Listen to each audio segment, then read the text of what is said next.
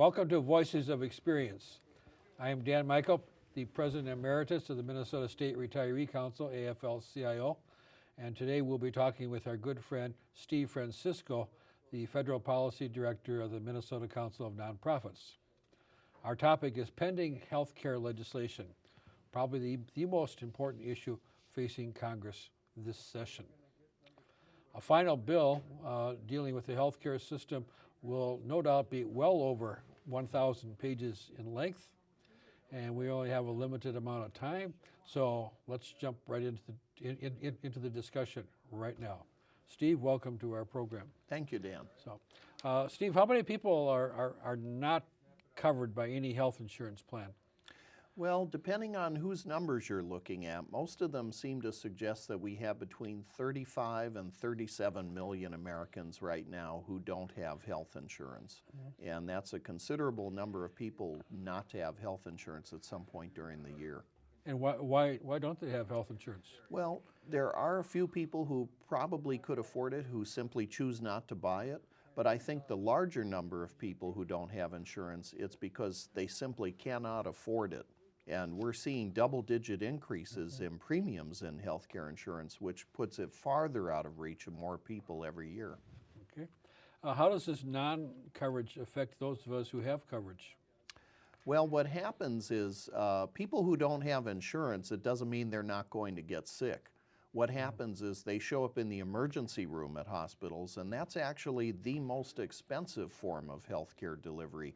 We all end up paying for that in the form of higher insurance premiums, and hospitals see those costs as uncompensated care, which ultimately gets passed on to all of us in the form of higher healthcare costs. So we're paying for it sooner or later. That's right. You'll be paying for it one way or another. Okay. Let's look at the healthcare bill, or perhaps more accurately, bills that are before Congress.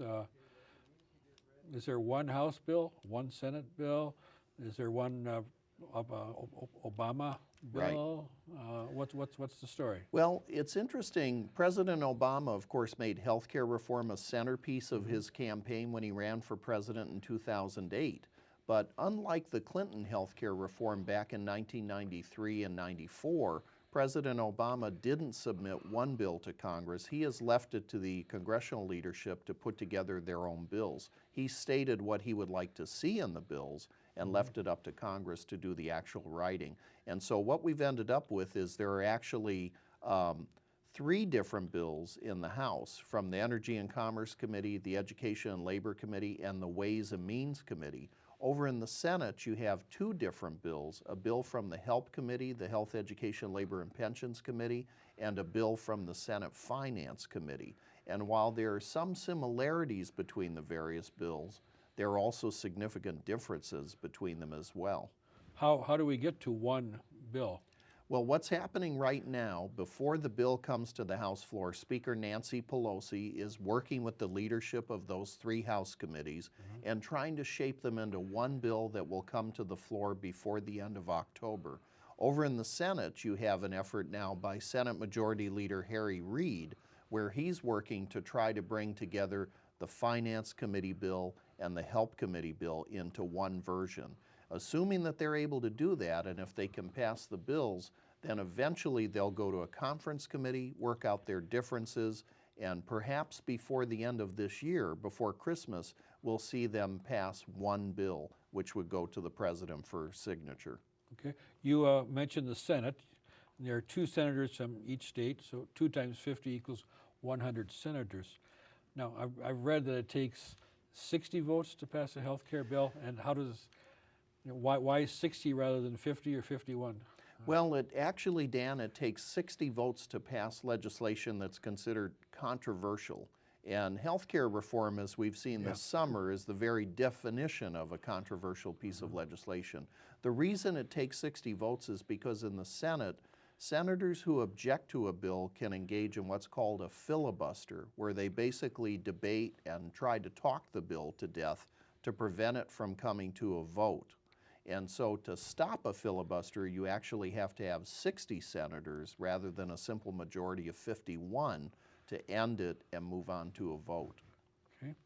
Now, so keeping track of the votes is very difficult, and one vote makes a big difference. I mean, That's right. to have Al Franken in the Senate makes a big difference. You know, the death of Ted Kennedy makes a big difference. So every vote counts. Yes. Now, to keep current on the status of this and the 60 votes, perhaps one could go to the website of the Minnesota Council for Nonprofits, and there'll be some links to various other sources where people can find out exactly what's going on, not only on the votes, but also on the issue in general. Now, let's look at the U.S. and the world. What percent of our gross domestic product, the GDP, all the goods and services produced in the year, what percent of our gross domestic product is spent on health care, and how does that compare to other industrialized countries of the world? That's a good question. It's actually very significant. The United States right now is spending about 16% of our gross domestic product just on health care.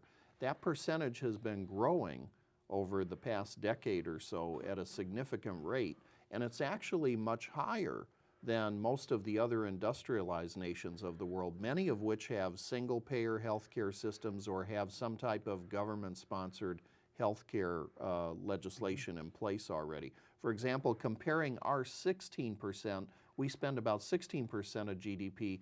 Our neighbors to the north in Canada are spending about 9% of gross domestic product on healthcare.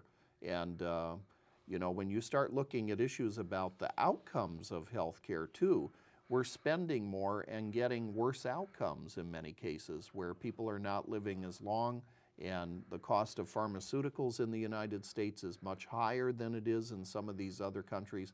So it's a real economic problem for us too. Are we getting a good bang for our buck? Well, I think one would probably say that if you're spending more in the U.S. and getting worse outcomes than many other countries, you could probably suggest that we're not getting the best outcome. But it seems that there's a sharp difference too between those of us, for example, you and I, who probably have pretty good health care compared to a lot of people. We have better outcomes because we get into the doctor for preventative care and we go in for our annual checkups. People without insurance don't have that luxury, and that's part of the problem. They wait to see the doctor until their physical problems have gotten much more serious and consequently much more expensive to treat.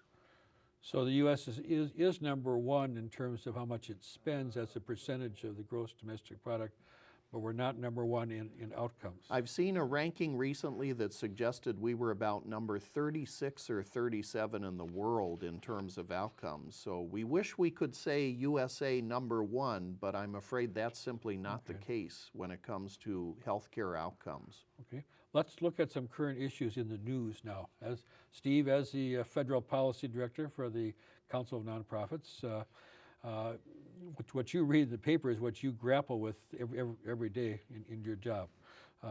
So let's hit a few of these items.